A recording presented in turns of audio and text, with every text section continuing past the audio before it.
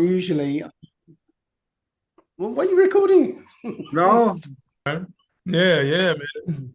All So right, while cool, while cool. we're waiting for the others to jump on, yeah. No, I'm literally seeing. Right, I've been telling people for quite some time. This is like an oil tanker. When you turn the wheel hard to port, right? For the longest time, nothing happens. The ship continues in a straight line, but then eventually you're going to start to see a slight movement, and then before long, there's no way it's going to be stopped. Right, we're turning. Mhm. Right, so I'm looking at Africa, and people have been having a go at this Ibrahim Traore and little Yeah, Burkina Faso, but the more you look at what's going on there, the more you're seeing something unprecedented happening. You're seeing, they're building roads yeah, by themselves, the guy right? built up. hmm The guy, he's got his army. Everything's because he's got the Russian behind him. He's got the North Korean, hmm and even I think even Iran's getting involved. And he's got hmm built his army strong, and they're building these roads, everything with his own But people. the difference is, though, he's not going for foreign aid. There He's you not go. getting the World Bank in there to get loans and stuff like traditionally the way they've been able to control them. He's doing it Yeah, himself, and not only that, he's getting the people. The people are out there building the roads. It's there you not go. foreign contractors and stuff. There was, I think there was one road that was being built by all the women in a village. They all came out there, building, literally laying the path down and stuff, right? And the country is sort of pulling itself up by themselves, and they are inspiring other African countries. And now Nigeria is going against them because the Nigerian president, I can't remember his name now, he's in bed with Macron. I saw Yeah, some hmm pictures of them almost kissing each other. Uh, so, but the point is, it's now obvious when this guy cozies up to Macron. I think all the other African countries are going, what? What's he doing?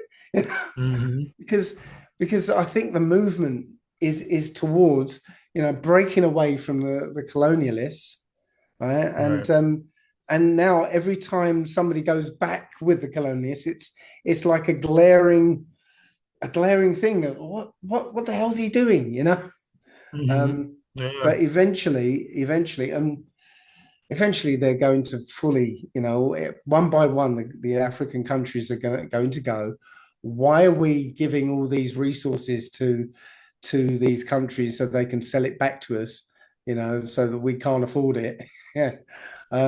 Why don't we Mhm. just do what Burkina Faso and Mali and the was it the what was it, AES, the Sahel, was it it's Association of Sahel States or something? I can't Yeah, remember. yeah, yeah. you You got talking about the AES or something like that, the Yeah, alliance or something. Yeah, I know what you're talking about. They kind of in competition with ECOWAS. I think, a different fraction, includes Nigeria and all the puppet, government leaders who still up on the Macron's behind. But you made a really mm-hmm. good point about Ibrahim Traore, man, and it's really good to see what he's doing for his country. I mean, they're turning one of the key things that they have done to kind of put them in a situation where they can be independent was take back their natural resources, man. A lot of these colonizers have pretty much, have bled Africa, man, and extorted them for their natural resources. Truth be told, man, from my analysis, man, all these countries, who sit at the top now, without Africa's resources, I think they wouldn't be able to stand. yeah, So I think even with that, we're seeing a big shift. They're yeah, losing a lot of influence in Africa. And I do agree, this is a trend. It started with Burkina Faso, Mali, Niger, or whatever you want to yeah, pronounce it, and now you're starting to see, that influence the younger generations. I know if y'all don't heard what happened in Tanzania about, their president and the election situation. She won supposed to be 98 per 97% of the vote. they had an uprising. Unfortunately, you had thousands that were killed and things like that. But it's just starting to trend now in Africa, man. And I think that it's coming to countries like Nigeria as well, even though like Nigeria is tough because it's so divided. You have so many different fractions. You have Bafra, you have the Fulani, the Igbo, the Yoruba, the Igbo people. It's like they're so divided, and it's kind of hard for them to come together. But I think eventually, we're going to see a major revolution in Africa and kicking out these colonials. Yeah. Mm. Well, one of the things I saw, well, I think if you look at what the was mentioned about Cain, so amongst this Edomite bloodline is the bloodline of Cain, okay, and it was said one of the curses that was given to Cain was that the ground was not going to yield its abundance to Cain, yeah. So everywhere these people went, the earth isn't yielding its abundance. The only way they can do it is they have to batter the land into producing with all these chemicals and pesticides and whatever, right? So they literally need Africa because wherever we are, the land is abundant and fruitful. So they need to go over there and steal all this stuff. And now that France has been cut out of the picture, France is falling apart. Literally, you got all the other nations doing the BRICS as well. Yeah. But I think it also goes back to the Jacob's blessing, right? That wherever the Israelites are, right, the land and the people around are blessed, even within our captivity. So when the Israelites were in Egypt became a superpower. It became so prosperous. When we ended up in America became a superpower, right? And I kind of thought I was seeing it on an individual level, because I was working in New York, right, with these financial companies, and there was always one or two token black people in there. Right? And this, I don't know if this is just me and I'm just imagining this, but I was that token black guy in a couple of companies I was working in, and as soon as I left, the company fell apart. And I don't know if it's just me or or coincidence or something, but I wonder if that's still in effect, that as long as there's an Israelite there, they'll be blessed. As soon as we sort of leave that equation, everything goes wrong for them. You could see, like in America in the past, when Israelites came together to build their nation, they get destroyed many times. Yeah. So they don't want that. They say, "Oh, we don't want the Negroes or the African Americans." But soon as they get together and soon as they start doing business with Africa. Yeah. Well, I mean, sorry, carry on. Let you go. No, I was just going to say, as far as, that's just, it gives a more of a clear idea or a distinction of who Israel is, man, because we were able to have a lot of influence on building, these empires. And, like you said, everywhere we go, as things start to flourish. That's why the East African slave trade was so a success for the Arabs. They didn't build that.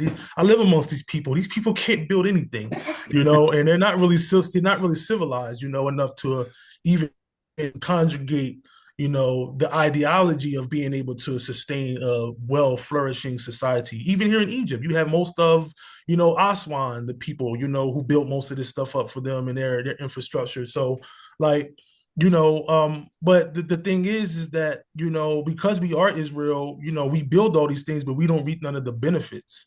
So just look at the people who, are not flourishing, because of those curses. The same way with Africa. When Africa was colonized, before the Israelites and stuff like that started migrating to Western Africa, coming from the Levant, coming from Yemen over into Eastern Africa, the Horn of Africa.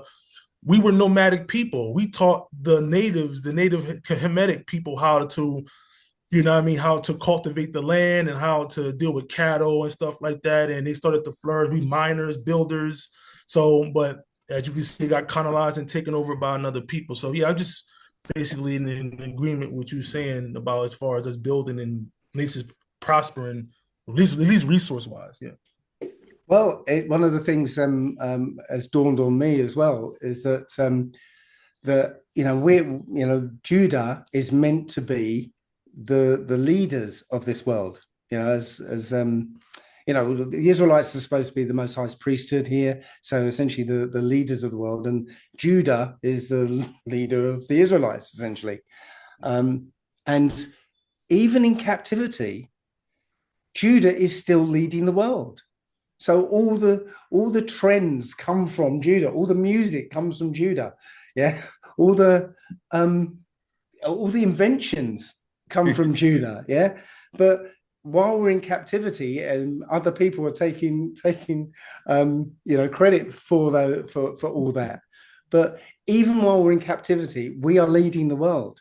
Right? And when that changes, when the captivity is turned around, that's when we take our place as the most highest priesthood and lead from the front this time.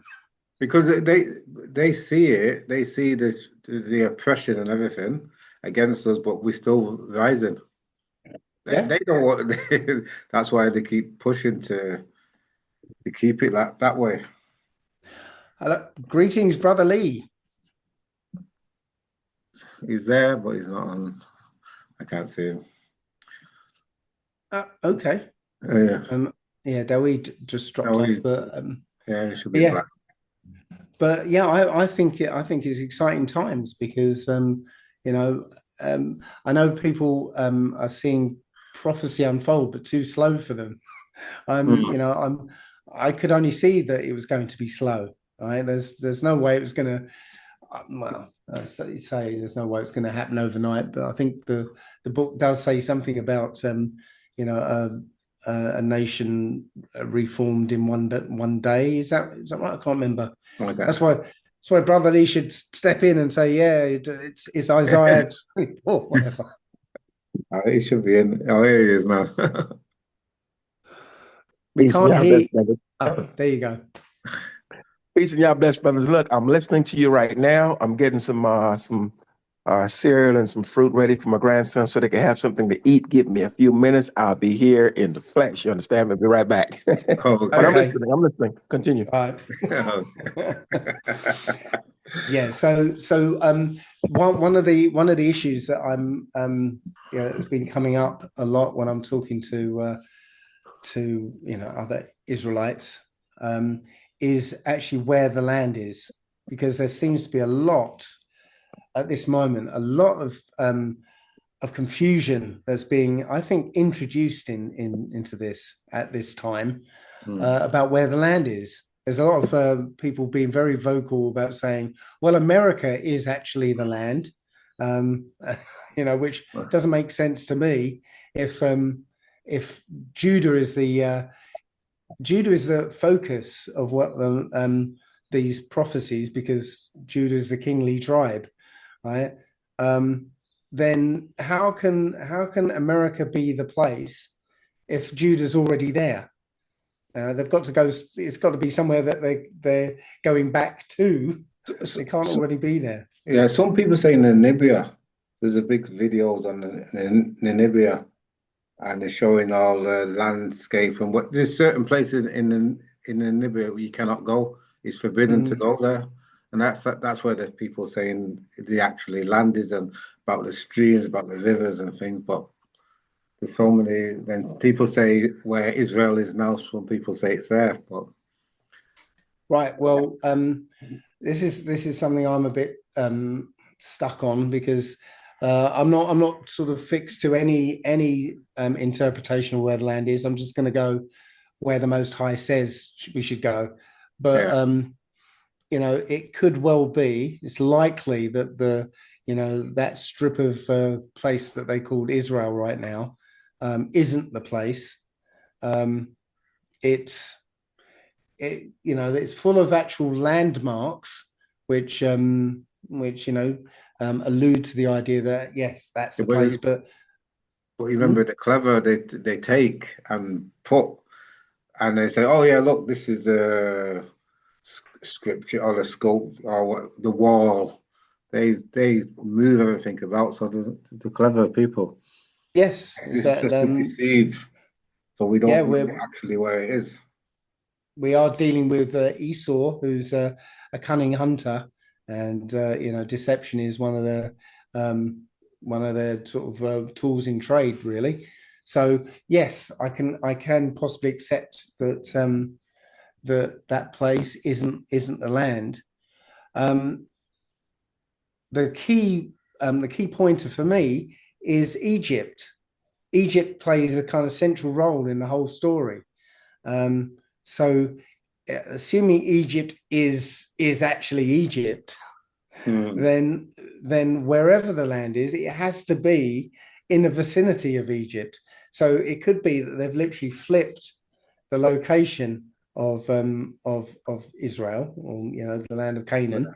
So it could be in Africa, and they've just flipped the location, because funnily enough, back in antiquity, the maps, right, used to draw south as being where we would consider north, right? So the top of the map was south, and the bottom of the map is north.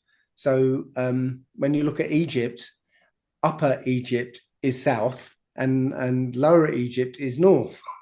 So it's possible that they could just flip the map, and really the Holy Land is in Africa.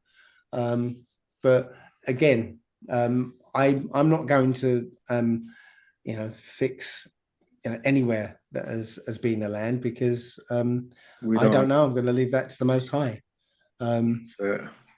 What do you think it is? No, I was looking at Namibia. Truthfully, I don't know. Okay. I saw a lot of videos on that, and it looks like because there's certain forbidden areas where we can't go. Nobody can't go. So why?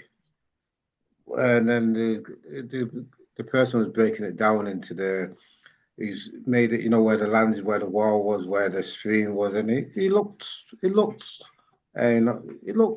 could be, but I don't know. Yeah, there's something else as well. There's somebody actually put up this theory that it is actually was it not Uganda? Maybe Uganda, or I can't remember what country it is, but he said that if you look at Africa, it's like a face. One side of Africa is like a face, and the Lake Victoria, this big lake, is the eye, and you can see it literally looks like a child's face, and it says that this face is looking towards Eden, and so the lands about are the Holy Land. It's crazy because you got America people saying, but then you got the Grand Canyon where we're not allowed to go. And if you go through the Grand Canyon, you end up at India, Pakistan, because they could actually walk from India, Pakistan to America. Okay. It's not that far. It looks far on the map, but it's not really that far. Everything's connected. The problem with this idea that America is the land, a lot of it is based on place names they have out there. But those place names came about only recently. The Indians never called the a place Cairo. It was a colonizers who got there and they called it Cairo. So I see. yeah. So no, there's no delving yet, and he said it's coming on. Delvin said it's coming on, but what's happened to brother Dawid as well? Yeah, he just got lost. Yeah. Oh, Excuse me, brothers. Brother Hank, can you resend that email? Send that link to me. I've got it on my phone, right? Because I'm on my Yeah, phone right now. yeah. I need you to send that to my email. I did. I sent it yesterday to your email. Did you? Yeah, I just looked at it and see it. Let me once again, I'm listening. Give me a yeah. couple of minutes. I'm listening. All okay. right. Thank you. Let I'm me check. waiting for you. I'm waiting for you because I want your support to have like consider Henry's beard. Oh, What is it? Is it my beard? This guy's growing. I discussed with Henry on Friday not to show up here without his beard on his face. But give me a couple of That's why I minutes. said to. That's why All right. Dave mentioned it because I mentioned it to Dave. Give me a few. Okay. It's All getting right. there. It's getting there. Right. You. Let me just check if I sent it. Da, da, da, da, da, da, da, da.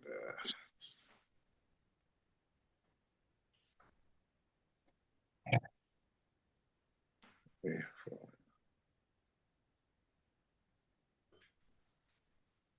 I think you sent it to me on email as well. So yeah, I I'll sent it ask to you to everybody. send it. Let me just resend it again.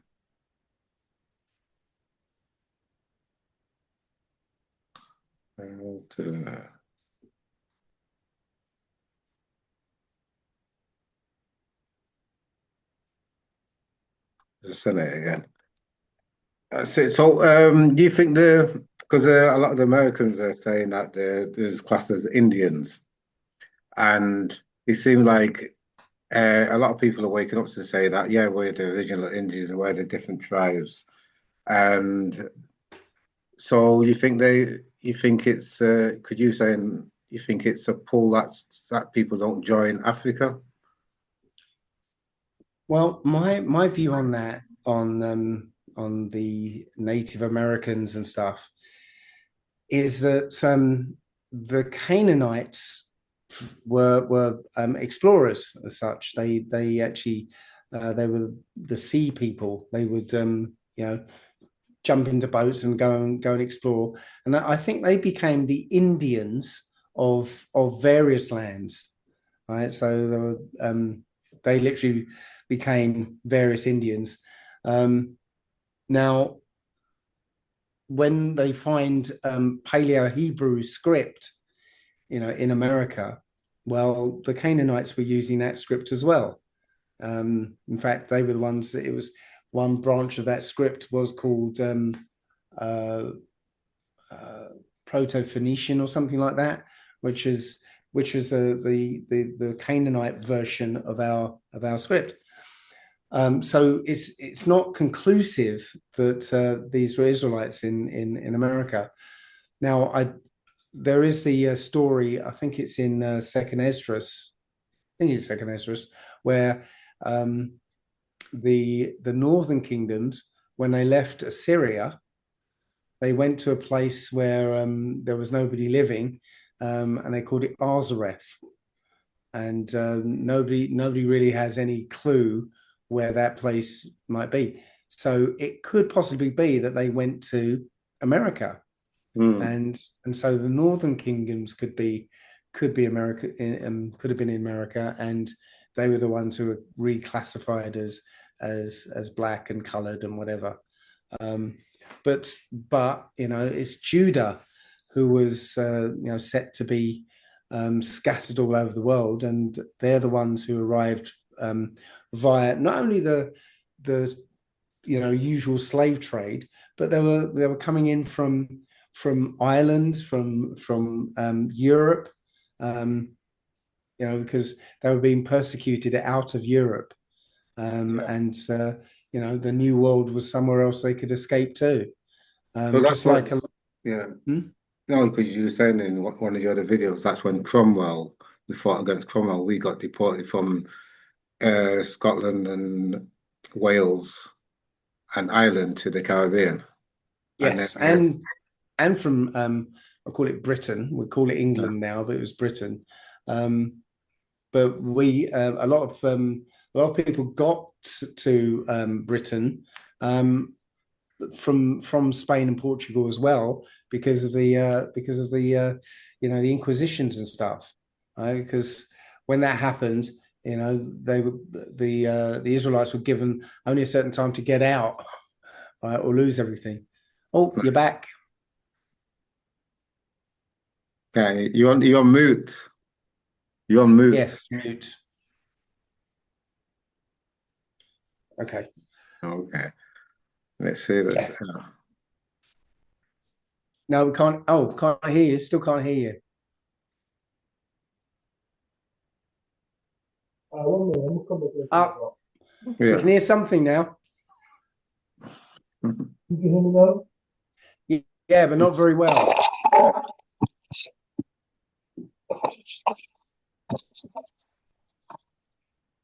Now we're looking at two ceilings. Oh, okay. Okay, Yeah, we can man. hear. What's happened? What happened? Yeah, well, I have a battery issue on my laptop, so anytime it's unplugged, it was shut off. So it's hooked up to the cord, so I have to plug it into the wall in order for it to work. But the problem is that when I tried to turn it back on, I had to reboot. All right, so I had to reboot, and that took a while, and then it ended up getting unplugged again. So I had to reboot again. So I'm using my phone now, but I'm getting back onto the PC as we speak. Yeah, this was taking a long time. Then I had to download the app on the phone. It was just a little too much. So, but yeah, I'm back on now though, man. So Elder Lee, where Elder Lee? You still in the show? No, you came. Yeah, Oh, is it? I'm here. I sent you the link again. Yeah, you good. Yeah, I'm looking. I can't find that thing, but this phone is working for now, so we're good. Okay, so can we have echo? So I'm going to switch. Echo. Okay, yeah. That's why I gotta get back on my PC. I'm doing that right now. I'm gonna be quiet. I'm about to switch back on my PC. All right. Okay. So before we get really into it, can we have points for Henry's beard? Because out of 10, I think that's a 5, maybe a 4. Nah. So we've got some work to do.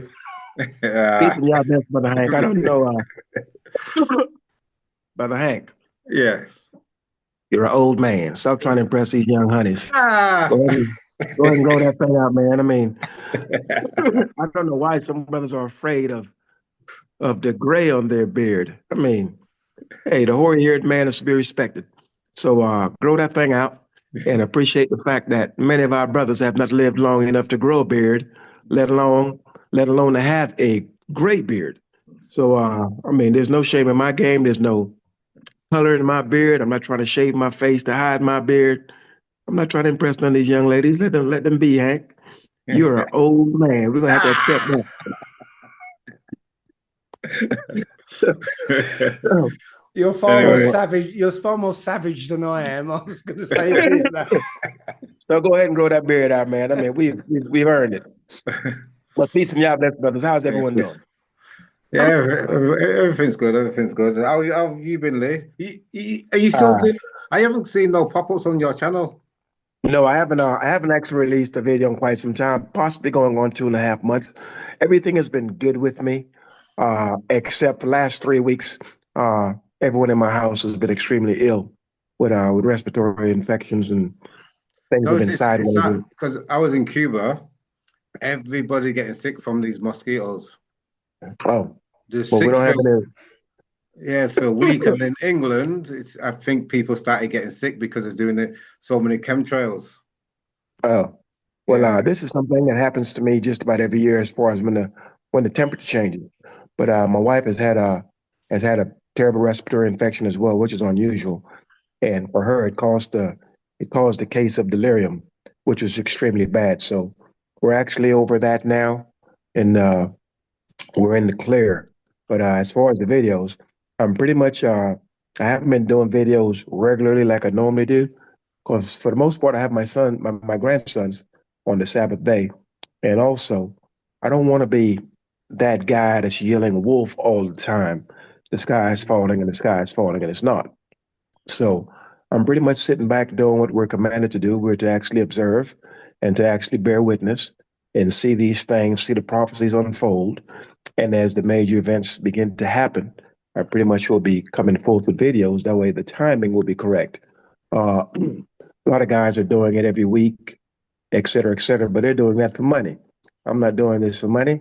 I'm doing this to inform the people that they may align themselves correctly, that they may be spared. So, when I do release a video, it's going to be timely and the message is going to be correct. But I don't feel as though I have to come forth and do a video every week. Yeah. Brother Lee, have you seen that film, Leave the World Behind?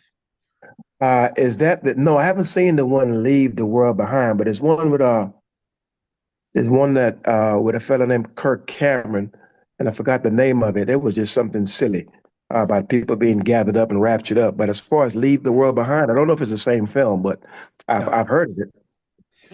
Okay, if you can find it or get to see it, I think you should see it because on the surface, it's an apocalyptic, end of civilization style story. Okay. That's on the surface, right? There are lots and lots of little clues all the way through to tell us that it's about us. Okay, so for instance, the place it's set at is a place, Point Comfort. Okay, and while they're on this white family are on the beach, an oil tanker runs aground right in front of them, and the oil tanker is called the White Lion, right? Which is the name of the ship that brought the first slaves to America, and they landed in Point Comfort. And little things like the radio getting stuck on the 1619 frequency, right? Yeah. And the guy stopping at Tainley Farm, right? Tainley Farm. The two families are called the Scotts and the Sanfords, right? Which is a Dred Scott case.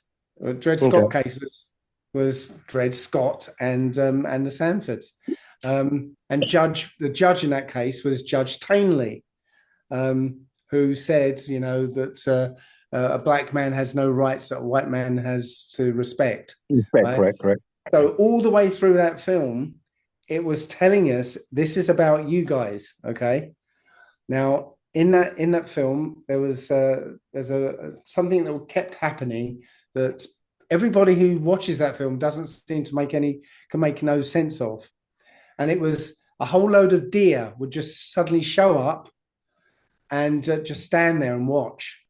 Yeah, you had mentioned that. I want to believe that you may have mentioned this as far as the symbolizing us being the buck, etc. I want to say the last video that we've had, you may have explained this film. Right, but yeah, so really it was just almost instructing us that our job as the world falls apart, right, is to stand and watch. Don't get involved. Don't get het up by it or anything. Just stand and watch. And whether people have, I don't think people have seen it and taken that as the message, but that's what's happening with us. So all these protests and stuff, the black people in America have been completely absent. They've not reacted to it, and consequently, nothing happened. These protests didn't go anywhere because we weren't involved. The world is kind of being depressed intentionally, and I found out recently that during the Great Depression, the only people who weren't affected were us, because we weren't allowed to have bank accounts and we weren't in the stock market, and that's what really crashed. In fact, this is how I found out about it. It was because Cadillac was saved by us because we were the only ones who could buy cars. So literally, black people saved Cadillac.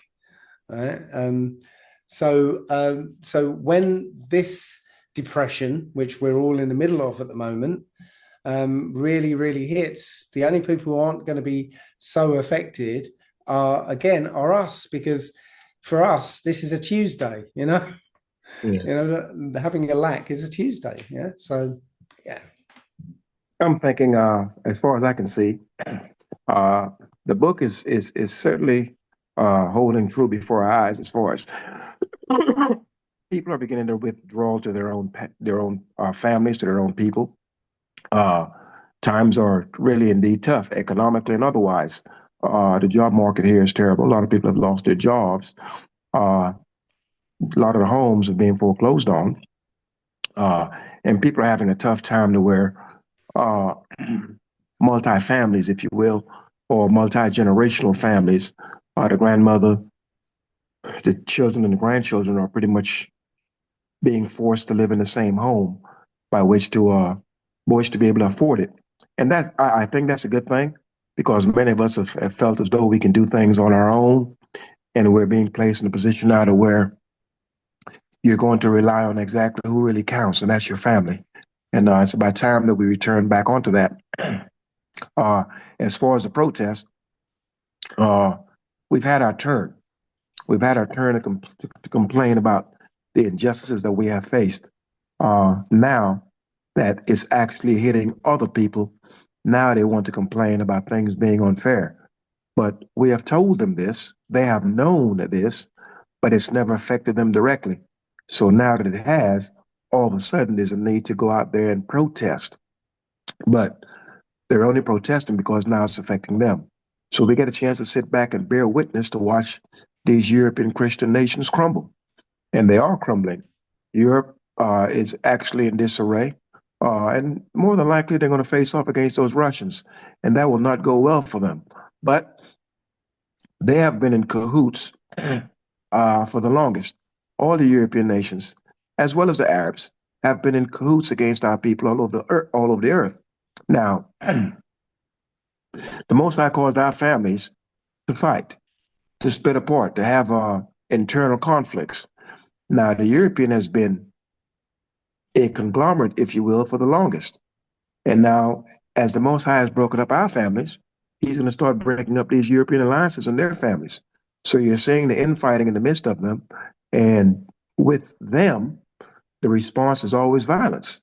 So we're seeing now where all you're hearing is war, drum beats of war, posturing for war, uh, weapons sales for war, et cetera, et cetera. And the thing is that should any of these nuclear buttons be pushed, there's not one Israelite on this planet or one black man on this planet that has the say so to stop any of it. And this is how powerless we are in the very planet that we live on. So we're to sit back and place our trust in the Most High and not be caught up in any of the infighting. Brother Hank and I have discussed this a few days ago, where there's so much infighting in the midst of quote unquote black people, to where we're finding ways to separate ourselves from ourselves. At the end of the day, what we need to seek is to partner up and to be in allegiance and alliance with those who are walking in righteousness. Uh, Not because someone is black means you can get along with him, or you will like him, or he's a righteous person. I've got a brother of mine that I cannot stand, and I really don't know him, but he comes across to me as just an unrighteous man, and I don't care to have any dealings with him. So, as far as these, okay, he's black, so I can trust him. Uh, in many of the nations where we dwell, in America and other places, all the other countries where we've been scattered, many of us find it hard to find common ground with the black man that lived next door.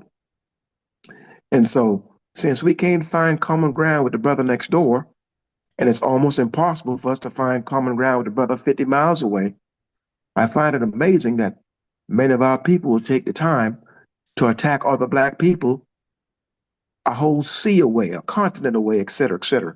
We've got to take our time and focus on the very things that can unite us. Everyone else has done that. So I find it to be a cheap shot when black people take the time, and I'm using that term black people loosely, but I think people can clearly understand what I'm saying. When black people take the time to attack other black people, it's a cheap shot, because We're the easiest target to attack. We're the low-hanging fruit.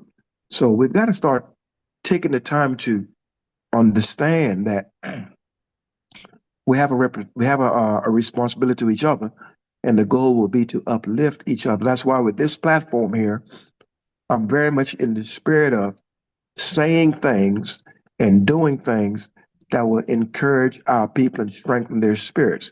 You've got enough podcasts and broadcasts and brothers getting together, and the whole objective is simply to attack other Black people. It has not worked. It will never work. Right, but you must accept also that there are forces out there that know what's happening, and they're actively trying to keep sowing division, in our midst. It isn't natural that we end up fighting each other. I think there's a lot of outside influences.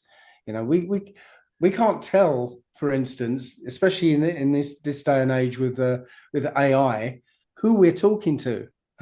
Yeah. Not only there are people who actually wear black masks. They commit crimes and stuff, and they act as though they're us and stuff. You go online, I could put Brad Pitt's face on me and convincingly talk like I'm Brad Pitt. Yeah. Yeah. But you don't know who you're talking to. But I'll tell you what, Brother Dave, I understand your viewpoint. But look, if you're a Black person anywhere in the diaspora, more than likely you live in the midst of other Black people and you interact with them day by day. You know exactly who they are. They know exactly who you are. This old boogeyman thing it's exactly that. If there's anyone that's killing in any particular community, we know who our killers are. We know who the pimps are. We know who the drug dealers are. We know who's doing all of these things.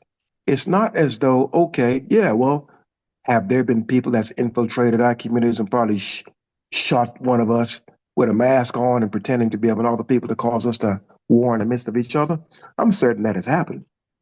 But I have seen during my lifetime many occasions with brothers that I know and I can see. I'm not talking any boogeyman. I'm talking that I know and I can see them that simply have a disdain for each other. And there's no sound reason for it. And so Black people victimizing other Black people is not a strange behavior. This is something that's common in the midst of us.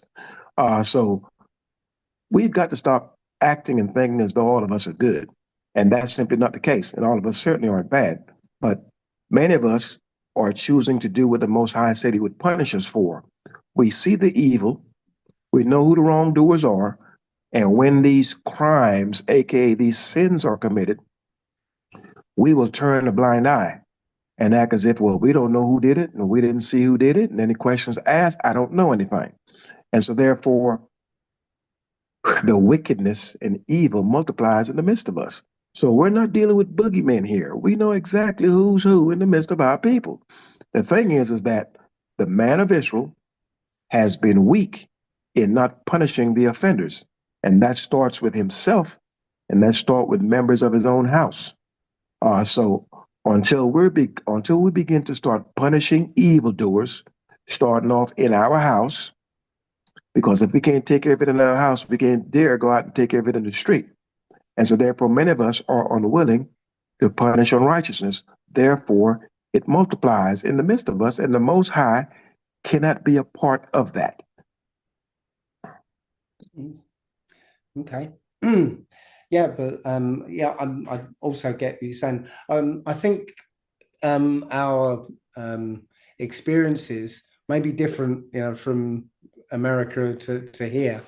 When I meet another Black person, there's the nod. We do the nod because we acknowledge the fact that we know who each other are, and it's almost like saying I'm there for you if you need it, that sort of thing. Yeah, I don't know because when I was in America, I didn't notice that never happened, and when I did try and do that, it was like people look at me funny and walk past me. Do you know what I'm talking about, by the way? Well, Brother Dave, that depends on what part of America you're in.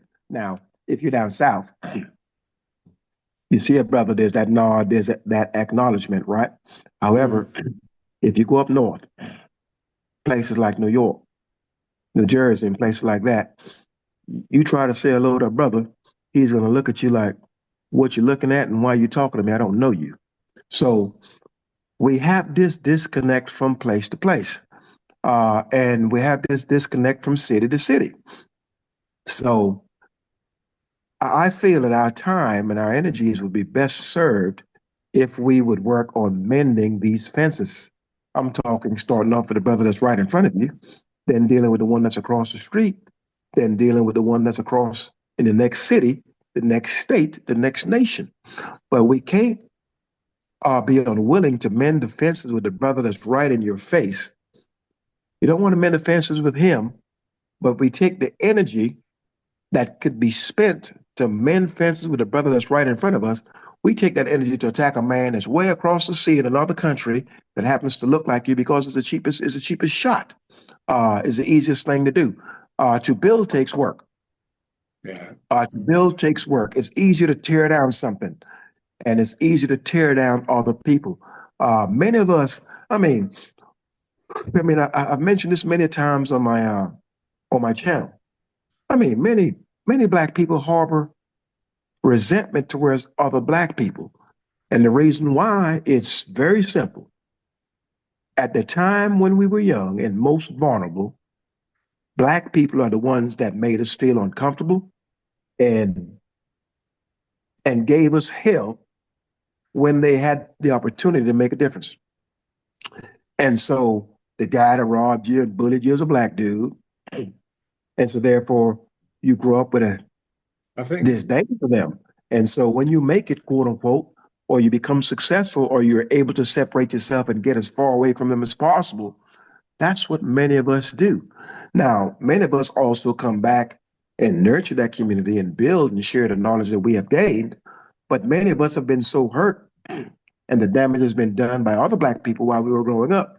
And once again, I can't help but state the fact that we were harmed, many of us, by other black people that had the opportunity to make a choice. They didn't have to be so vile to us in our time of vulnerability. And then when we become grown, we tend to want to separate and distance ourselves from those people because the nurturing wasn't there, whether it be in the house or from the community as a whole. So we've got to be mindful that we have a responsibility towards each other. If we are to be mindful of that, and that starts with these commandments, we will start treating each other differently. We've got to take a different course. Christianity has not worked and nothing else has worked. The black man that robbed you last week and broke into your house, he's a Christian. The black man that shot up the street and killed three of our children, he was raised as a Christian too. The ones that's in these quote unquote churches, these idol houses, running through the women and laying down with little boys, they're all Christians. So that's not changing anything. So we have to turn back to these commandments, bar none, bottom line. That's where we will start understanding, first of all, we have a responsibility to the Most High and his commandments. And we're commanded to love each other, not anyone else. When we read love thy neighbor in that book, it's not talking about loving some other man way across the sea. The neighbor of the house of Israel was his brother that was given a portion of land right next to him. So therefore, we're commanded to love thy neighbor. Our neighbor is our brother, who his land is right next to our land. We're a family that was allocated certain portions of land. So our neighbors was our own blood brother. So we have to understand that we have a responsibility to each other. We start moving like this, we'd be in a better place. But once again, we have been victimized by black people. We grow up and think it's okay to victimize other black people. So therefore, we're quick to attack other black people. We don't have the same energies by which to attack those who are attacking us, so to speak. I think it's different in the UK when I grown up, where the area I grew up, like maybe 5 or 6 families, and we kind of bonded together. the black people stuck with it. Maybe because it was less black people, so everybody, each family knew each other, and we came together. We didn't fight against each other because we had other people to fight against.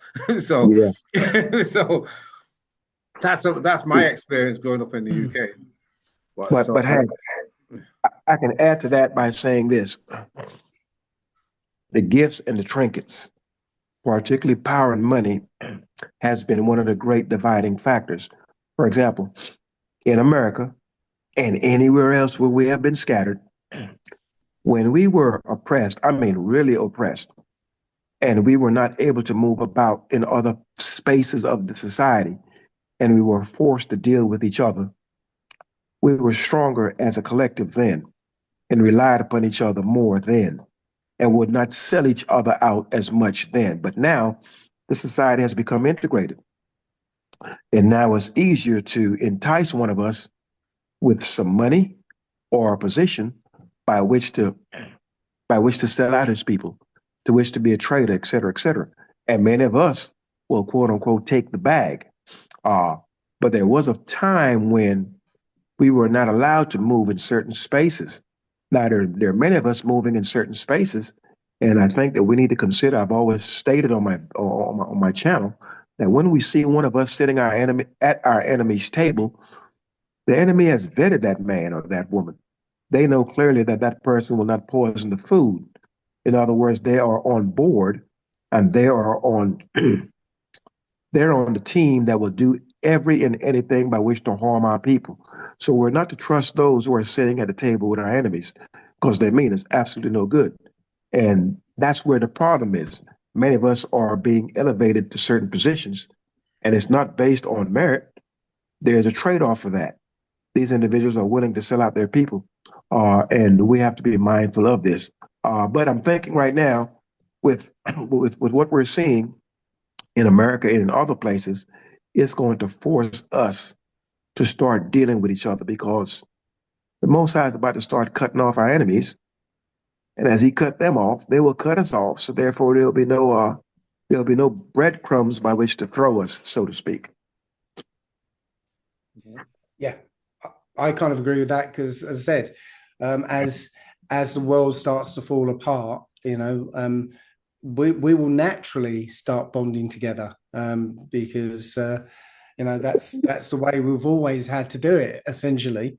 And those who are under the sort of working for the other side, well, they'll end up exposed, because they won't be getting the handouts anymore. That's right. So yeah, I can only see it as a good thing. It's always darkest before the dawn, as they say, and everything I'm seeing in the world is essentially the run up to us leaving these places. Now, speaking to us leaving, I mean, I've heard the discussions previously that you men were speaking of, as far as where's the land and things like that, and people are discussing, or there's contention pertaining to where the land is, et cetera, et cetera. Now, that's important to us in the diaspora, because we were instructed to face where that house was built. We're to face that city, Jerusalem, I wish to pray. So for our prayers to be effective, but I'm certain even if you're facing in the wrong direction and you know what those laws are, you're keeping the Most High's holy days and you're walking in righteousness, I think the Most High will show some compassion towards you. But once again, I think many of us are caught up in things that, this is just my view, that really does not matter. It is much more entertaining, and too many of our people seek entertainment. That's why on my channels, on my channel, there is no entertainment. It is straight book. It is straight word. Your money's not needed. I just need you to read this book and focus and act accordingly. Many of our people are looking for some form of entertainment. They're looking for what I would call escapism. How can I get away? Make me laugh, get me drunk, get me high, get my mind off of my daily struggles. And besides that, many of us, if we're not looking to be entertained, we're looking to be confrontational, because for some reason, confrontation brings interest in the midst of our people. Confrontation sells, so to speak. So we can sit here and we have conversation that's uplifting to our people that will encourage and strengthen them. And however many people that look at this channel, if we would all come here and argue, cuss, act uncivilized, and show no scintilla of righteousness, I guarantee you, whomever's looking at our videos, it will go 10x. It would go tenfold, because this is what we're accustomed to. We're accustomed to this dysfunction.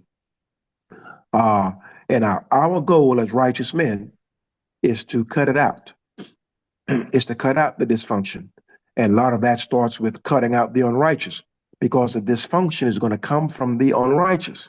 So once we start cutting those types of individuals out, then all of a sudden it's smooth sailing. And many of us are not accustomed. I've said in many of my videos, many of our people don't know what peace is. They're not accustomed to being at peace in their own house or having any peace in their heart and in their minds. Confrontation is what they know. So when you start speaking to a brother peaceably and you don't have any confrontation with him, he's literally confused. He's not used to that. All right. Well, one of the things we were talking about Africa earlier. I mean, what you were talking about the conflict, as it were, between brothers.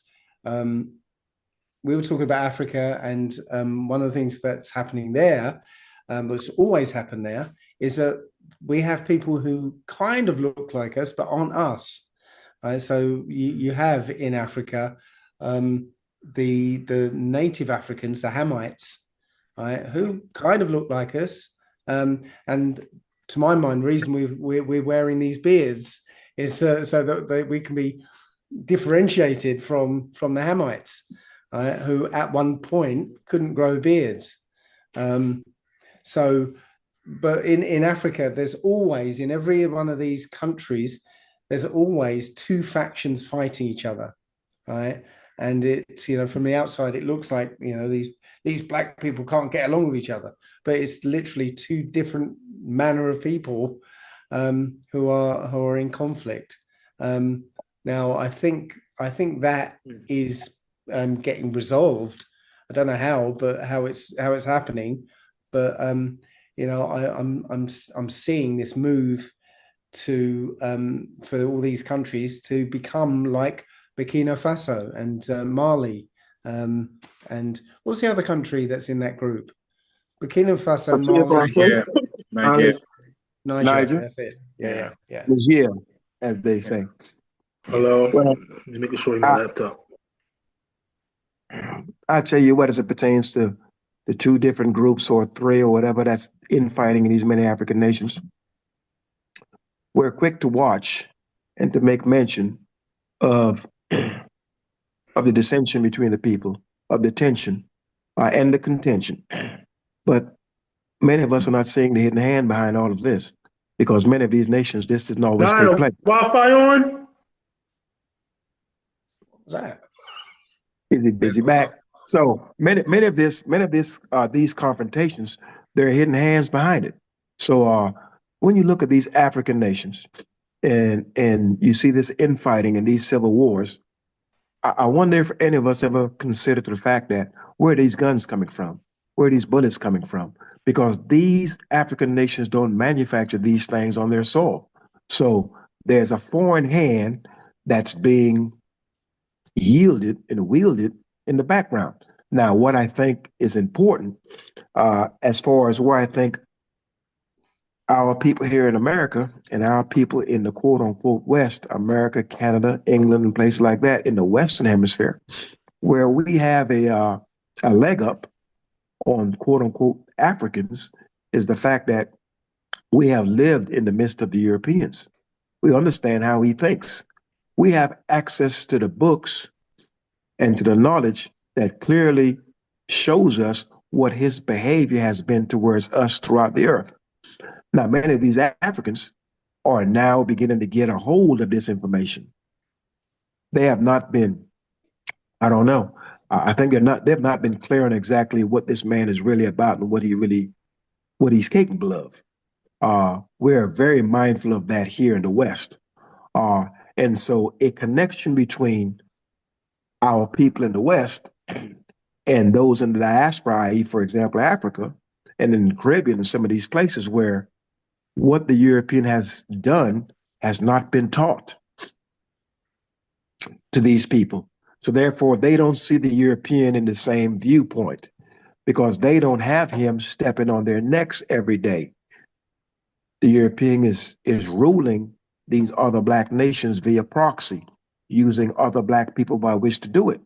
And many of the books and the text that states and actually give great description of the violence that the European have done to our people, many of these people in these nations have never had access to these records. Yep. We were talking about this before you jumped on, actually. I was actually going to ask, because Brother Dawid is actually on the ground there. Yeah.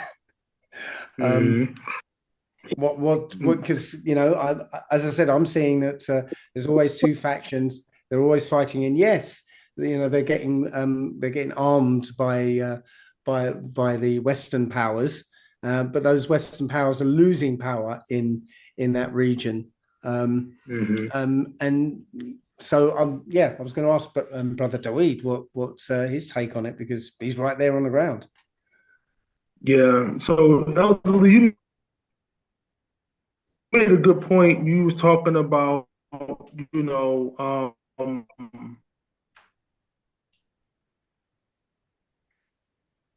like the state of our people's minds and things. Your connection's not so good. Yeah, you're breaking up. You're breaking up a bit. You might have to go out on the rooftop. But actually, you can't do that as part of this. It's a Sabbath day. You can't go outside. That resources taking a lot of the.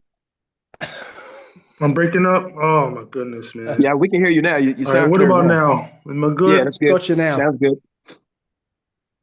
Yeah, I apologize, man. I've been having technical difficulties for the viewing audience. I apologize as well. It was going good earlier, so my laptop got disconnected. But so what I was saying was basically, to try to make this short, is that you have a lot of outside influence.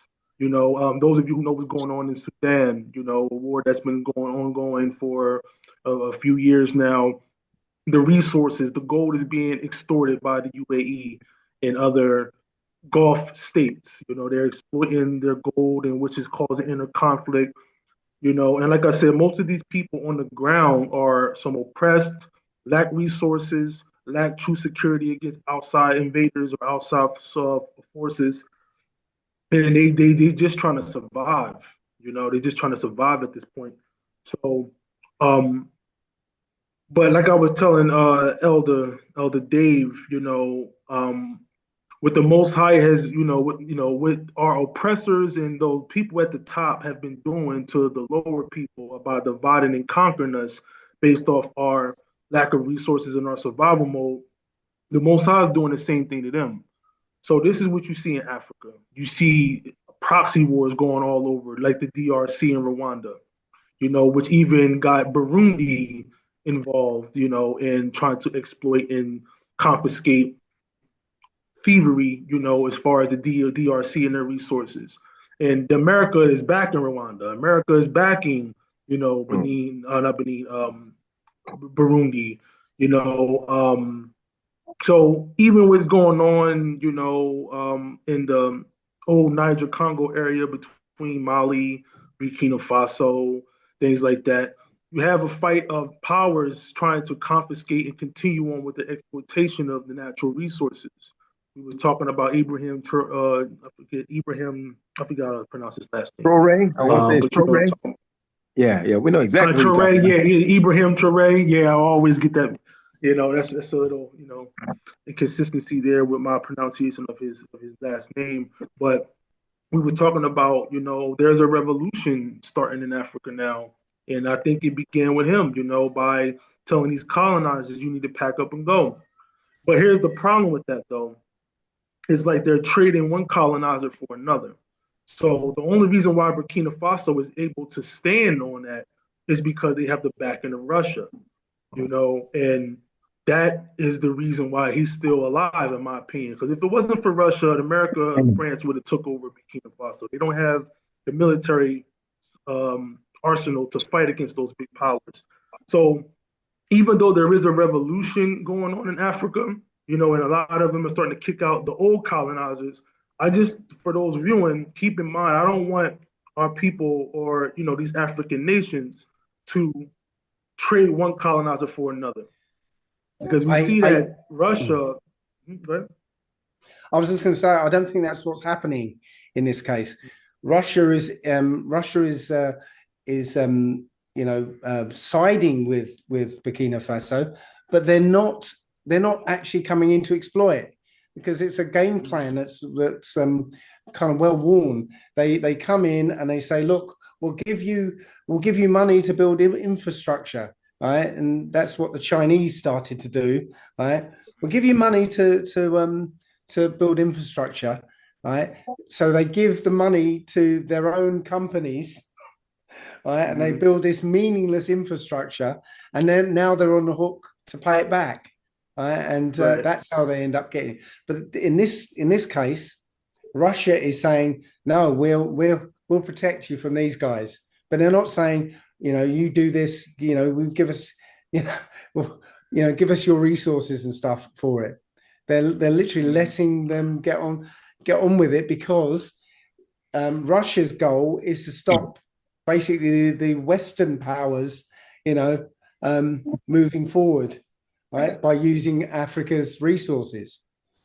So they're not exploiting Africa, though, as far as I can see. So what had me come to this conclusion was, I don't know if you remember, in Niger, and this was going on, I think, in a few other African countries over there in the Niger-Congo region. But you remember this group called the Wagner Group. The Wagner Group is a Russian mercenary group, that basically they're boots on the ground soldiers, or a private entity that goes into different places like Burkina Faso and Niger and places like that. And they basically protect Russian interests. You'll see the same thing in Syria. When Russian troops basically took over the skies, they had their military bases there to protect their own natural interests. Same thing what Russia's doing with Iran. Russia is not like the quiet person in the background supporting Iran, sending them military weapons. Even in Venezuela, you see the same thing. When you really look at the nature of these Euro-Gentile people, regardless if it's the old Slavics, either the USSR, the NATO, whatever, they all have kind of like the same type of mentality. They're just doing it differently. So in my opinion is that, you had the Western powers when they colonized Africa, they use the sword. They come in, kill up everybody, start proxy wars and things like that, overthrow regimes and things like that. And they end up confiscating the natural resources. Well, Russia's smart.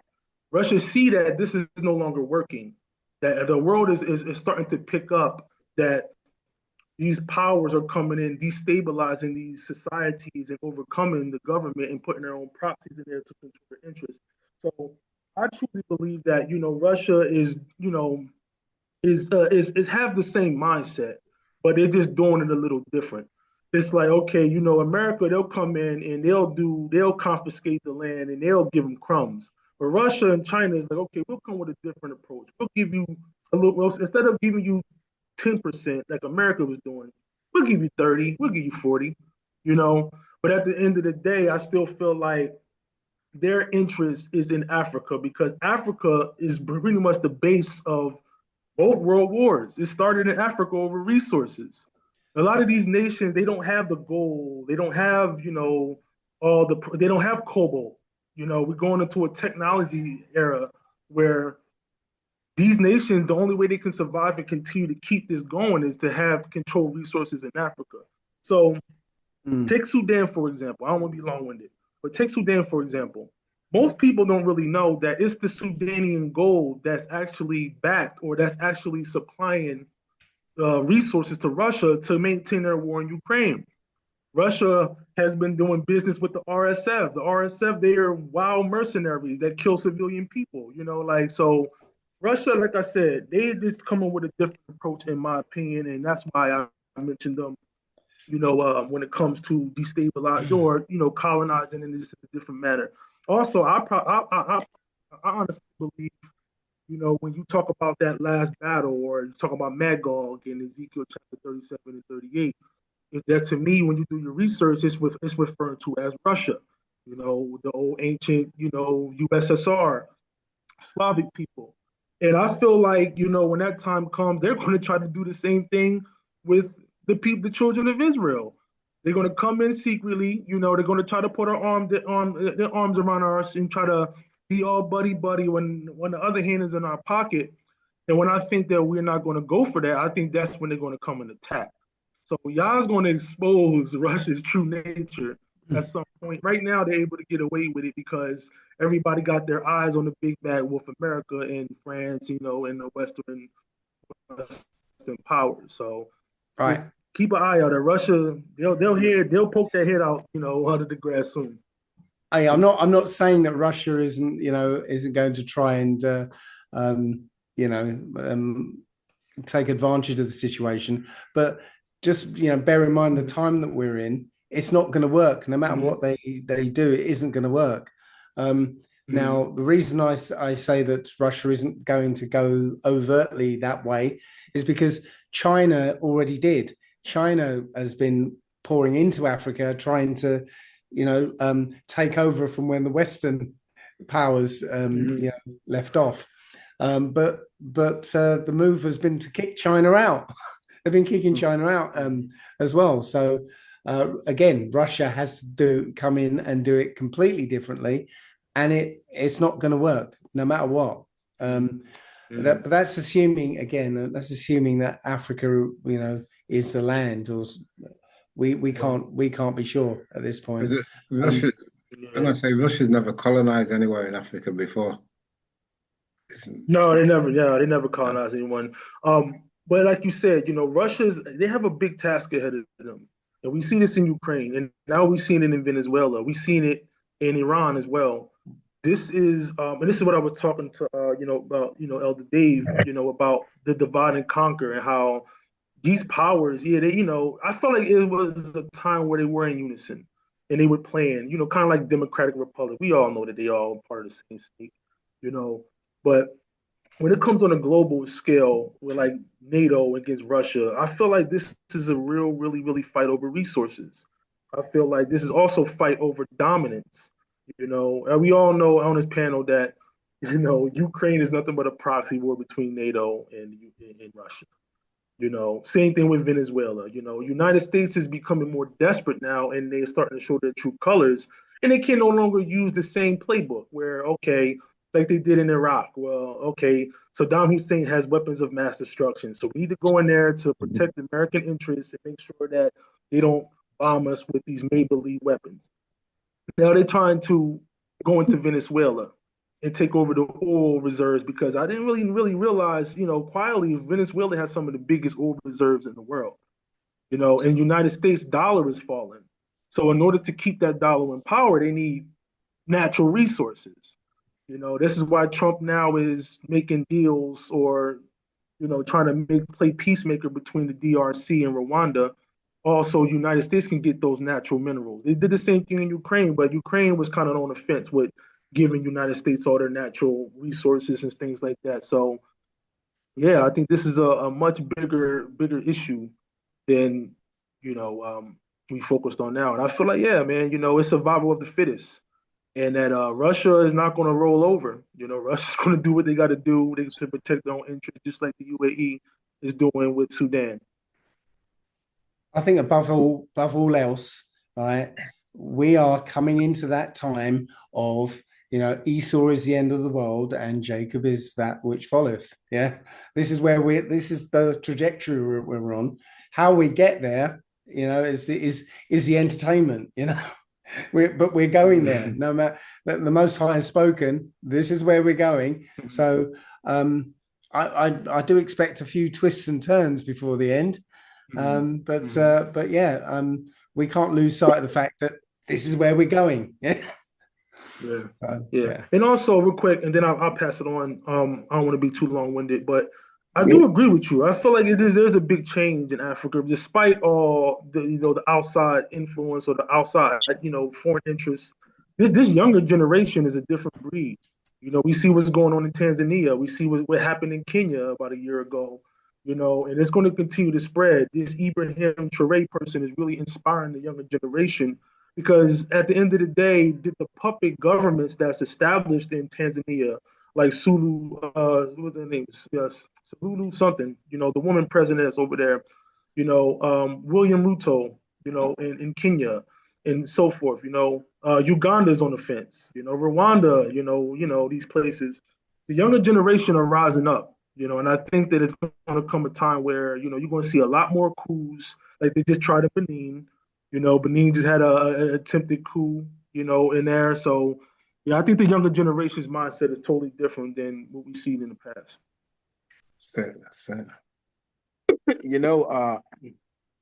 Like TBA says, you got to watch these old. And if you watch TBA, you know exactly what I mean. We've got to admit that the older generation has sold us out. Many of these old men may have had the spirit of fight within them when they were younger, in the days of their youth.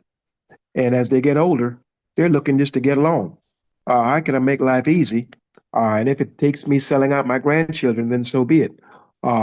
Now, the younger generation in these African nations and in other nations of the diaspora, they're just not going for it. They're fighting it from the start. And many of the elderly people or the older people don't like the fact that the youth, their children and their grandchildren, are standing up against that which they have refused to stand up against.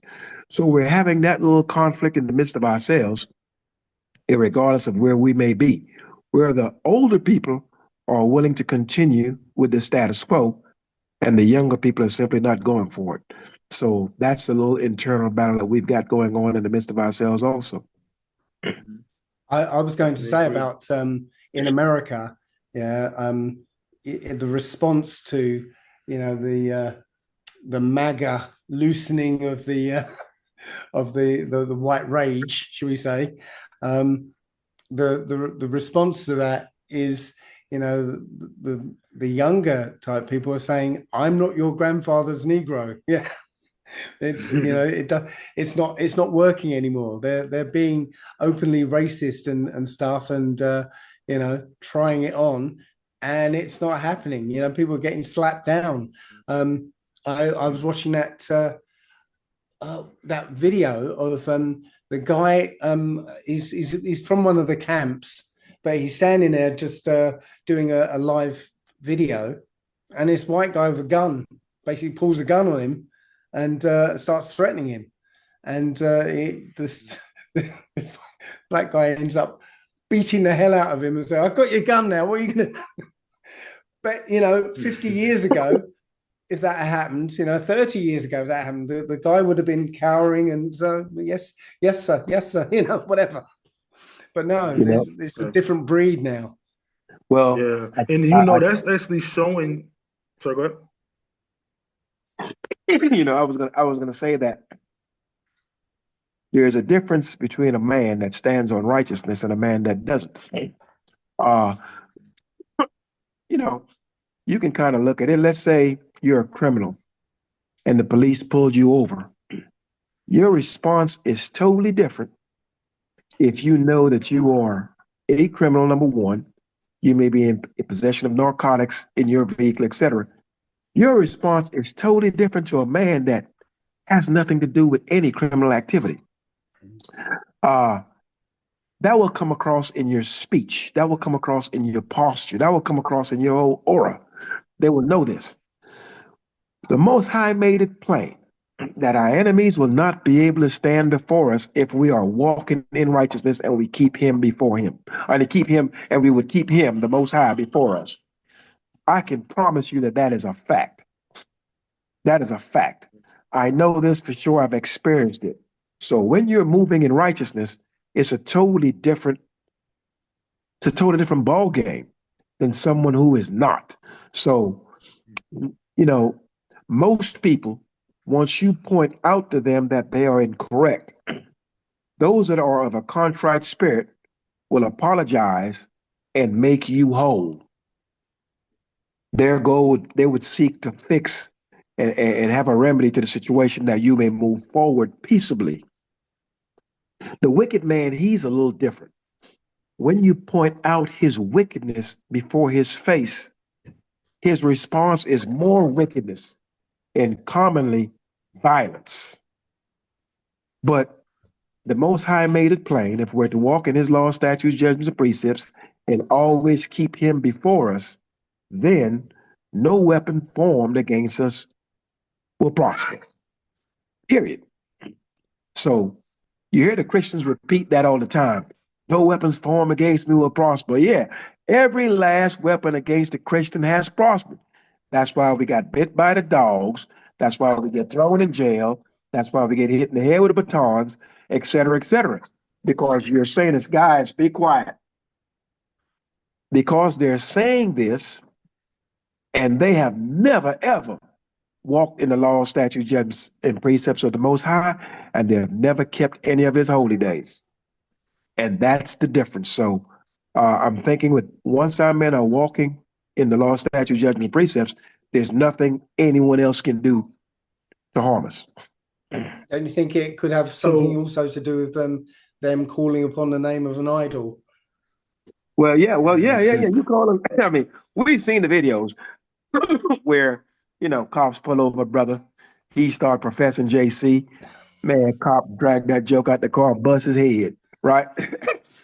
It ain't working. We've been hollering for this idol. It has never worked. It will never work. But the thing about what we're seeing right now in this great separation and great divide, here's what I think is happening right now. The earth is beginning to see exactly where America stands. Keep in mind that America is ahead of all of these nations. The people in America are beginning to see the wickedness of this place that they have failed to recognize. Many of the other nations in the earth are beginning to see the very nation that they idolize, that they would like to get to, that they think is so great. The wickedness of this nation is being exposed for all to see. Most High is making it bare, stripping it naked.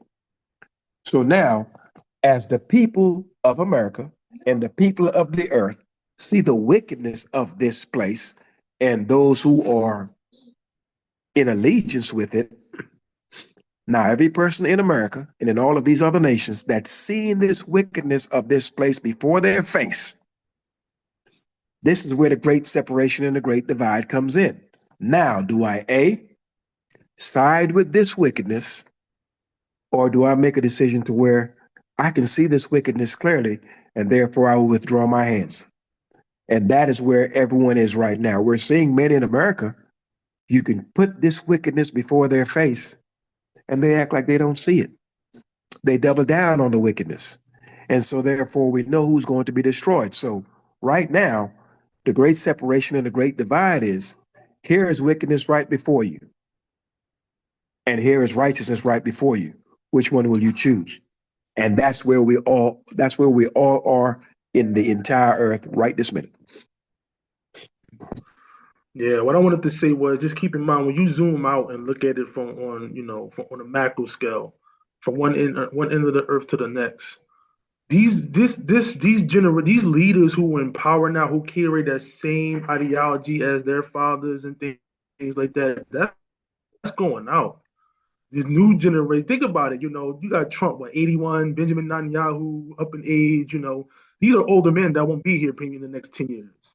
So even with that, the mindset I feel is going to shift, and I think this is the Most High beginning to shift perspective and shift consciousness. You see, even a lot of younger people now starting to become aware or conscious of that something's wrong. And I think that's a start to a new world, man. I think that the world's going to look totally different, you know, within the next few decades, in my opinion, just because of the simple fact that most of the younger people, the older people are going out and they don't know who's going to be in power. Just taking this for America, you know, they got what they call socialists. You know, these younger people who are starting to put logic to it, they're starting to see, you know, that democracy is really nothing but a fad. You know, if it was truly in the hands of the people, then why do you see the governments making all these decisions, you know, on the behalf of the people? Why do you see people like Donald Trump who can campaign on no war, but once he get in, all he has is wars? This is not what the people, quote unquote, voted for. So a lot of people are starting to see that democracy is nothing but an oxymoron, which people, those who are being ruled are supposed to be ruling. So yeah, man, I just want to say, like, looking on the starting to come. You start to break You're up. breaking up a little bit. Okay, yeah, I just thank I you just for want letting to me say, know that, you know, my internet. Go on, Dave. you got to the bit where you said, I just want to say, and then we lost it. Oh, so yeah, I just wanted to say, you know, just to kind of in closing that, you know, I feel that the Yah is shifting, you know, like I said, the consciousness over into a different consciousness that we haven't seen before, where a lot of the younger people are aware now that their governments don't have their best interests. So, Yeah, I see like a lot of people are waking up now. A lot of people, and there's different movements around the world. Africa's rising. A lot of the Americans are waking up and rising. And there's a lot of podcasts talking about Israelites talking about different things as well. You know, what's going on around the world. You see a lot more than 5 years ago or 3 years ago. I tell you what, it's amazing to me. Well, maybe, excuse me, maybe it's just me, but you would think if you are a student of history and you look at all the evils that were done by empires, by nations, and by individuals in times past, and you saw what the end results were, you would think that, okay, this is not the path for me to travel. I will take another course. But you know, from the Klansmen to those, I mean, many people have murdered our people and done us harm. And it's never worked. We're free, quote unquote, to some extent. What your great great great grandfather could have done to us, you can't pull it off today without getting your teeth knocked out. So the wicked man, the wicked individuals refuse to turn away from the wicked path, even though they can look back and see where that has not worked. And so I guess the Most High did make it clear that the wicked man's end is his destruction because he knows no other way. We're seeing the same playbook by the same people all over the earth. And though we can look through history and see where this wickedness has not prospered, and if it did, it was short lived, they still continue to choose this path. And I find that to be amazing. So let's see how things transpire. For the wicked man has to rule by the sword. There is no other way. There's no means by which to reason with him, for his wickedness blinds him. It makes him unreasonable. He resorts to violence. That's how he rules. So let's see what transpires in Venezuela. Let's see what transpires with the Russians and the Europeans. And let's see what transpires in Gaza. We've got problems everywhere. Let's see how this all unfolds. I think for the most part, for those of us who are in the book, we tend to know exactly how it's going to go, but yet the violence is going to be beyond our imagination for what will take place, because with these new weapons, our lives can be changed in 30 minutes. So we'll see how this unfolds. But so far, the path of destruction that we're being led on. We're moving forward expeditiously.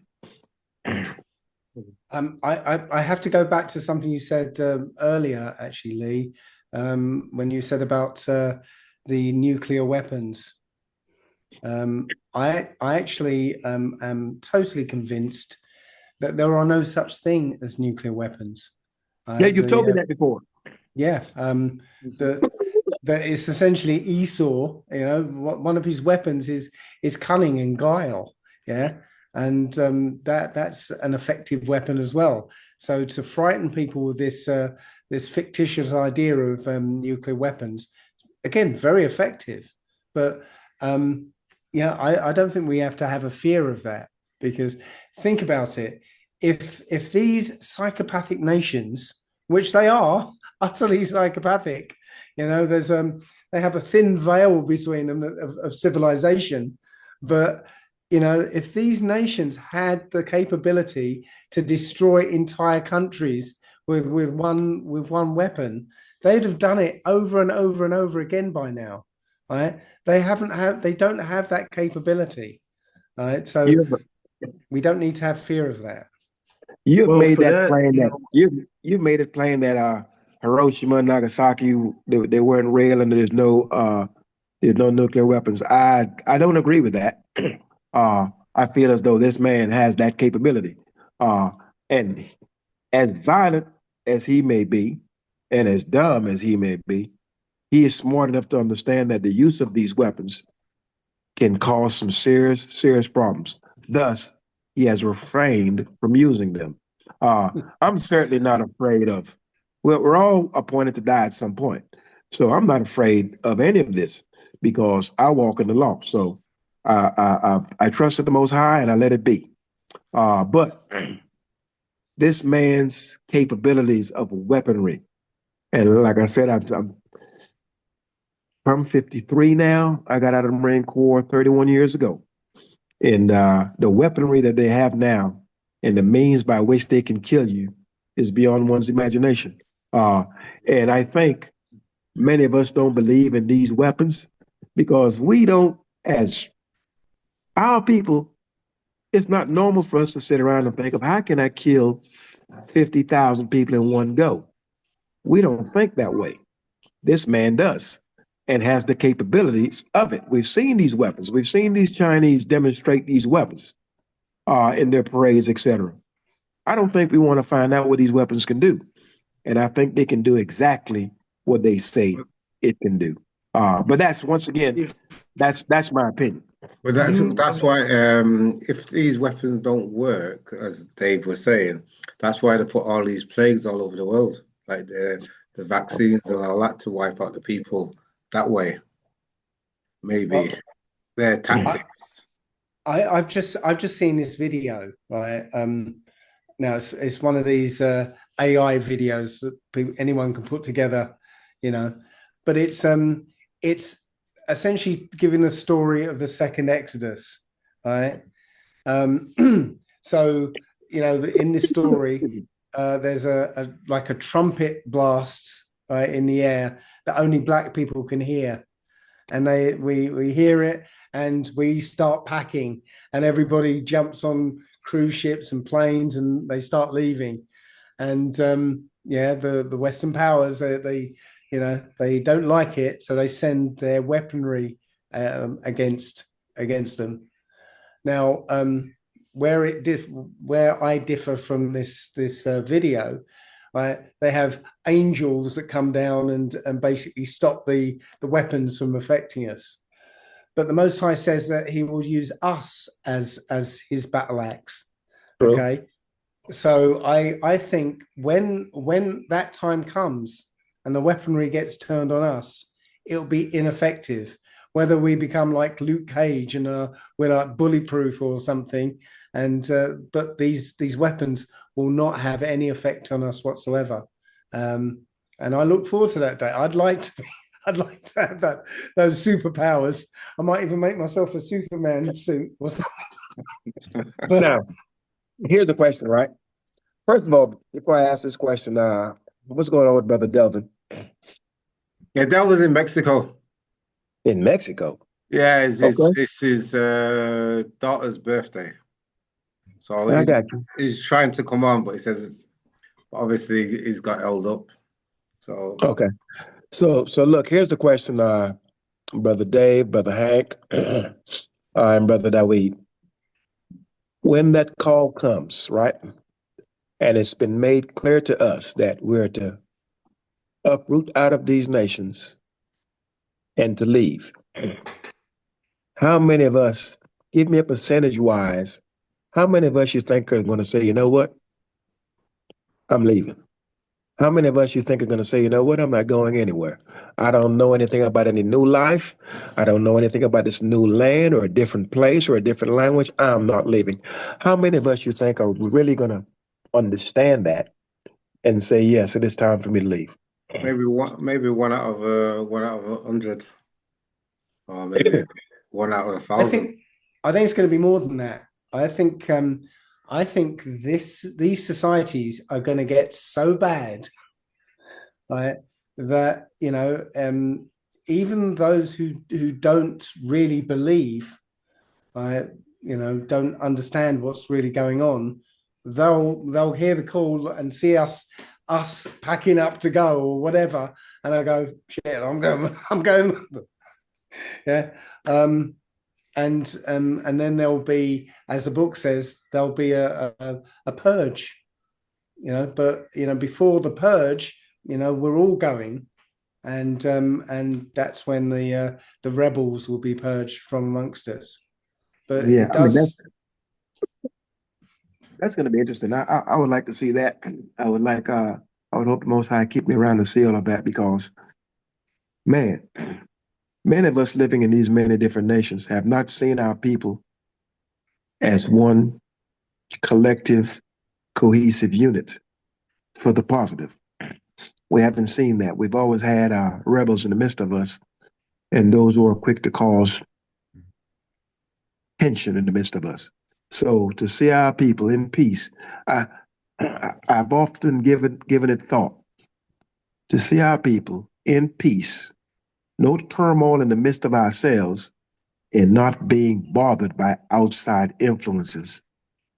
I think that would be a beautiful thing, Do and you, I would like to experience that one day.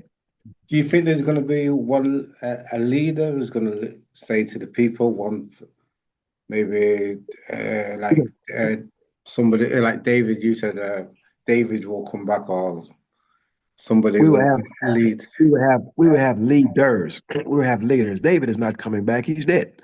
The Most High state that He will raise up sons, the sons of David, that's going to be on that throne. Yeah, that's what I David mean. is dead. David His is dead. He bloodline, will not. his bloodline. He, yeah, his bloodline will be here. Yeah. But keep in mind that in the house of Israel, we have captains of the people. So you have leaders throughout the whole entire nation. Excuse me. So it's hard to have one man being the leader when we come out of these diaspora nations, we're speaking everything: French, Dutch, Portuguese, English, Spanish, etc., etc., etc. So one man can't communicate to all these people. So it's going to take, if you're speaking, it's going to take the Most High enlightening and putting His Spirit upon different people in different nations by which to receive this message and disperse it to the people of His nation in that particular language. I don't see it any other way. This old speaking tongues to where I speak English and daggone the man that speaks German understands me when I'm speaking English and he doesn't speak English. That's nonsense. Uh, and that's why you can find that you have nowadays, if you look online, you have our brothers that's speaking many different nations, many different tongues, so to speak, many different languages that are actually bringing forth this message, but they're doing it in their native tongue based on the nation of their captivity. But you know what? I think it's Zechariah, where it says that the Most High will return to Yeah, us the the new pure language. Yeah, language. the new language. Yeah, Yeah. I believe that language is Paleo Hebrew, right? And in my talks, I speak about how Paleo Hebrew works, and once I kind of explain it a little bit to them, I actually give them a little test to say, look, here are some words.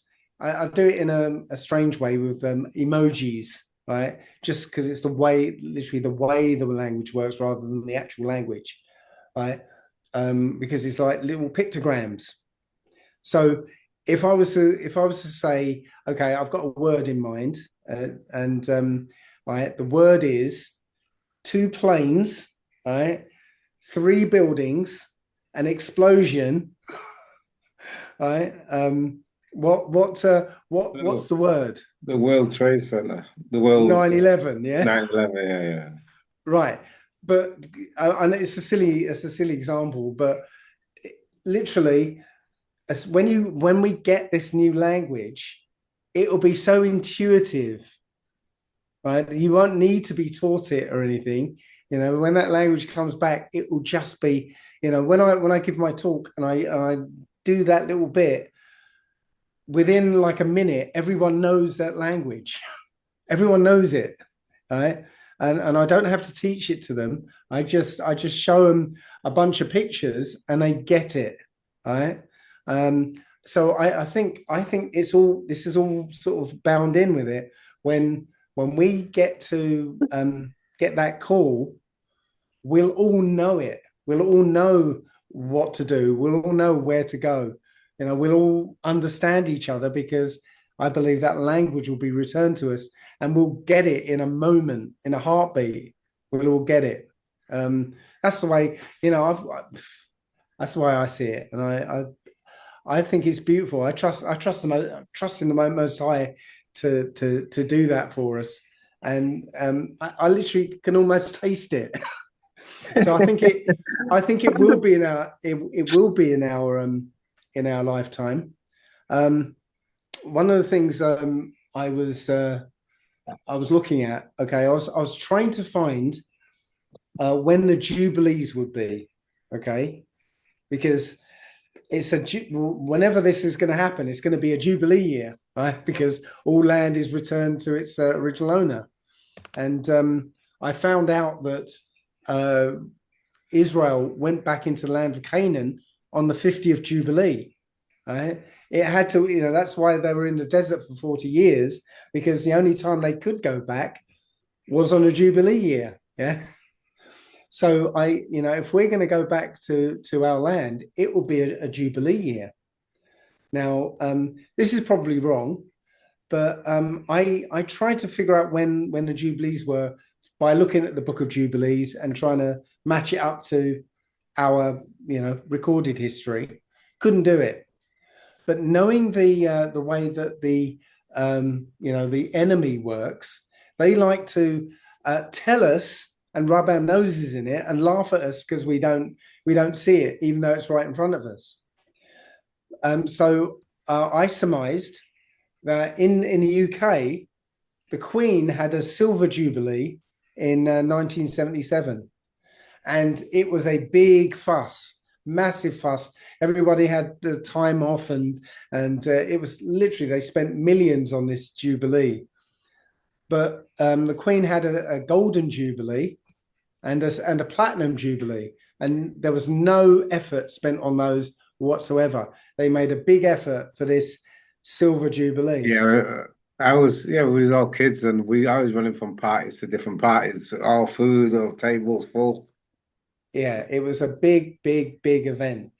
So what if 1977 was the the penultimate jubilee? Because 120 jubilees is 6,000 years. Okay, so what if 1977 was the penultimate jubilee? That would make the last jubilee 2027. Which is year after next. So whether that's the actual time, I think we're right in the season for this end to come, right? So I believe it's definitely going to happen within our lifetime. But I was going to say, so people will get the knowing, like the call, but how many people will get the call? This is a question. Even though from the bloodline, I don't, maybe not everybody's going to get that call, not knowing. Well, it's funny because I watched a video which I found intriguing, literally a couple of days ago, that that we can be determined just from this DNA. Now, I don't have very much faith in DNA because where it originates from, but you know the haplogroup that we belong to is E1B1A, Mm. and that haplogroup happens to have 12 sub haplogroups, right? So it has 12 sub haplogroups, and also the mitochondrial DNA, the female DNA. There are four different groups that are associated with E1B1A, which is the 12 tribes and the 4 wives of Jacob. So just looking at the DNA, right, you can look at that particular E1B1A and say, okay, this seems to match what the Old Testament says. So we're talking about a very specific DNA type. Well, you know, maybe that the call will only be visible or heard by that particular DNA type. You know, that's not beyond the realms of possibility. So it's going to be Yeah. all colors, all nations, because like you said before in your past videos, Israelites could be from the bloodline through the father. It could end up white or any nationality. We have no confusion of face. We have no idea. Yeah, true. Very true. Very true. You know, I don't know if you know that the COVID, the vaccines and there was only one demographic who isn't affected by the spike protein, and that's the Rh negatives, which essentially is the bloodline of the enemy. Right. So if they, you know, if one section of the population can be the opposite of targeted, so they could be avoided, then one population can be targeted with, you know, with something divine, shall we say? Yeah.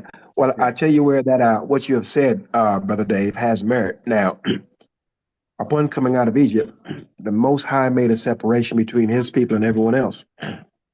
So if this second Exodus is going to be similar, not exact, it's going to be similar to coming out of Egypt. If that's the case, he will once again make a clear separation between who his people are and everyone else. And I see that as within the realm of possibility, and I do believe that that's going to happen. I can see where many of our enemies who are boastful and proud and prideful right now, once their world begins to crumble, they'll have a change of heart, many of them. So, but while they're the king of the hill at the present moment, they're boastful, they're brash, they're arrogant, but that's always been their way. However, the Most High is going to have to humble these nations. And once that happens, there will be a percentage of them that will turn back from this wickedness that they're on right now. The stranger. Don't you think they're being humbled right now? Oh, that's without a doubt. Oh, right now, I mean, I've seen so many YouTube videos, right, of our enemies just howling. Most High is causing them to howl, to struggle. There are many people out here now. We've been guilty of this nonsense, riding around in big fancy cars, in car note behind, house note behind, and the fridge is empty, right? We've been guilty of this type of foolishness. That's because we're trying to mimic a similitude of success. But our enemies are supposed to be successful based on the way things were set up. They were set up not to fail, they were set up to be successful. Many of them are not successful. However, they would like to put on that facade as though they are. So there are many of them that's riding around in these $100,000 cars that they can't pay for, living in these big houses that's behind, and having all manner of financial issues. They're literally upside down, and they're on social media just crying out and howling. So we're seeing this. Uh, there's been a change in the generations. I'm from a generation where whatever was going on in your house stayed there. I don't get it that people will take their whole business and pour it out in the street for the world to see. I don't understand that. I don't see how a grown man, in some cases these are Israelites, will just get on social media and start crying like a 5-year-old child. Things are changing. The men nowadays are, I don't know. I can't rock with them. You see what I'm saying? There's a change that's going on in the midst of our enemies, and there's also a change going on in the midst of our people. Many of our people are clinging towards righteousness, and there's a vast segment of our people who are clinging to wickedness. They're watching our men act in an effeminate manner, and they are encouraging this behavior and embracing it. So we've got a great divide in the midst of our people as far as the nonsense that we're willing to accept. So we're seeing some changes, but our enemies are certainly howling. They're in trouble. Now, what we have to do is we have to be prepared for what the lashing out response will be. Now, we are people to where once we're forced with hardship and injustice, we're told to, excuse me, to go pray about it. We're to pray about our hardships. We're to pray about our difficulties. We're to pray about the injustices that's being handed out to us. And we're to forgive our enemies. Our enemies don't play by that playbook. You start taking things from them and dealing with them in a manner that they seem is unjust, they resort to violence. So therefore, we have got to be on our guard. They have no regard for our children, so they will do harm to them. They have no regard for our elderly, they will do harm to them. So we're to warn our families, and we're to be on alert. As their world begins to crumble, we will be their first target. We already are, but it will be more so as far as the lashing out and the violence. So we must be prepared for that. Yeah, but as I said, we're the response that we have to their violence or their their lashing out at us isn't a response they're used to. So it's not going to work the same way as it always has. So the Most High also said about this second Exodus that it will be so strange, it will be so amazing that we won't even think about the first Exodus anymore. Egypt. Yeah, Egypt wouldn't even be mentioned. But once again, I believe it. I certainly believe it. And I look forward to seeing it. And I do believe that these things will happen in our lifetime. Thus, this light is being brought forth. However, regardless of what we may believe, we still have to bear witness. We have to see. And so I guess that's the moment where we're in right now, where we have to sit back and watch it. Now, those of us who are walking in the law, we are within the sanctuary of the Most High. The law gives us and grants us protection. It grants us peace in times of trouble. Now, many of these other Israelites who are not walking in this law, that have never considered the Most High's ways, when our enemies lash out at us, they're going to get caught in the crossfire. And so this is what many of them need to understand. There's no weapon formed against me shall prosper. Our people continue to say this while getting a boot upside the head, never ever considering that no weapon formed against the righteous shall prosper. You have to be walking in righteousness in order to be afforded this protection. This is the portion that they're missing. So we shall see. Certainly times are rough, and I would anticipate that it will get worse, especially when the wars come. Mm-hmm. It's all fun and games till your son come back to you in a box. You can endure the hardship of, okay, I've lost a job. You can endure the hardship of, I'm behind in the house note, I'm behind in the car note, et cetera, et cetera. When your sons and daughters come back to you in a body bag, and you begin to understand clearly that their lives were wasted in vain over lies and unrighteousness, then you've got a different man on your hands. So we'll see exactly. I know you guys I've read in England where the farmers have actually driven their tractors down in front of the Parliament buildings and have blocked off some things, and there's some serious protests going going on in England. So the uprising is everywhere, and it's based on righteousness. True enough. Yeah. As I said, it again goes back to stand and watch. Yeah.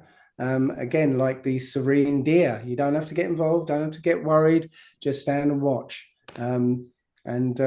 Yeah, I'm really concerned that your throat is being pushed to the limit here with this. So I'm good, Brother Dave. Look, I've been coughing for 3 weeks, man. Normally, there's sometimes I have a cough for 3 months. It's just that every time, springtime and summertime, literally just beats me up. I mean, everyone knows that. I mean, I suffer from hay fever times a dozen, so normal for me. I'm actually, I can't even hear right now. Normally, a few things may happen when I go through these phases. Sometimes I totally will lose my voice, or I may totally lose my hearing. Right now, I can't hear anything out of my right ear. Until all of that drains, my hearing will return back onto me in my right side. But right now, I can't hear in my right ear, and I'm coughing, but nothing to be alarmed about. This happens every single year without fail. You need to, because I get hay fever in England, but when I travel, I don't get it. I don't get it. And I noticed when in England, I'd never get hay fever, never. But when I moved to America, as soon as it hit the summer, I got it. There's obviously something in the air that it's not over here, but it's over there for me. For me, it doesn't matter where I go. I had it when I lived in Germany. I have it here, everywhere I've been.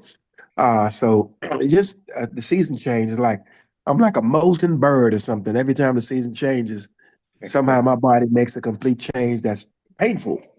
So I've gotten over all the sweats. Normally I get the sweats, the shakes, the aches. It's just really, really bad.